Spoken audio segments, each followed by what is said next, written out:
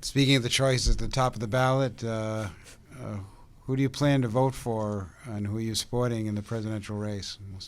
Thank you. I've been a longstanding leader in the Republican Party, both at the local, state, and national levels. And unfortunately, the current nominee, in my opinion, I've worked very hard to advocate the values and principles of the Republican Party over many decades. The nominee does not represent, in my estimation, those values and those principles. So it's been a very heart-wrenching time throughout this entire campaign for me, because I feel very dedicated to my party, but I am unable to cast my vote for the nominee, Donald Trump, in this election. On the other hand, I would like to add that I am not supporting Hillary Clinton either. She does not represent my values either, and I am not able to get behind her economic and policy or foreign policies. And so we just talked about throwing away a vote. Unfortunately, I feel marginalized because I know that not voting for one of the major candidates will probably be a lost vote. I'm planning to have a write-in.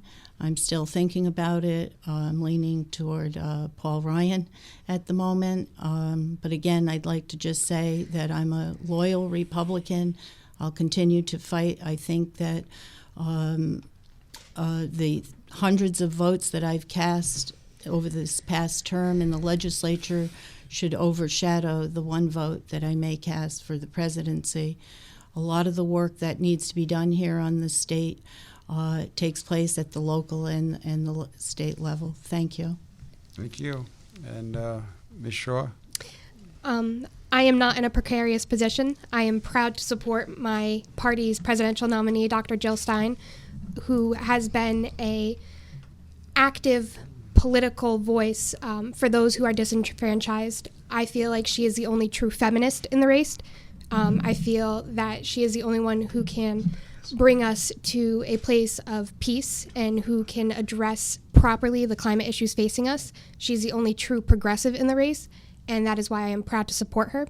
And back to our former conversation, having two candidates such as Hillary Clinton and Donald Trump is exactly the argument you need to make to cast your vote for someone who will be on the ballot, like Dr. Jill Stein will be in Connecticut, instead of, wasting a vote by writing it in.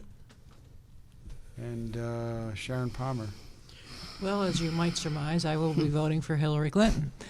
I have been a lifelong Democrat since I was old enough to vote, and probably will continue to be so, though I did vote once for a Republican, and I won't say who that was, but I did Keep us in vote suspense. once for a Republican.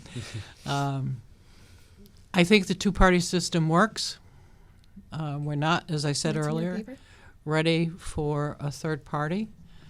The Democratic Party and our nominee, Hillary Clinton, for the most part represent values that I support. And so that's where I'm going come November 8th. All right. Our next question is from Martha Shanahan to Sharon Palmer.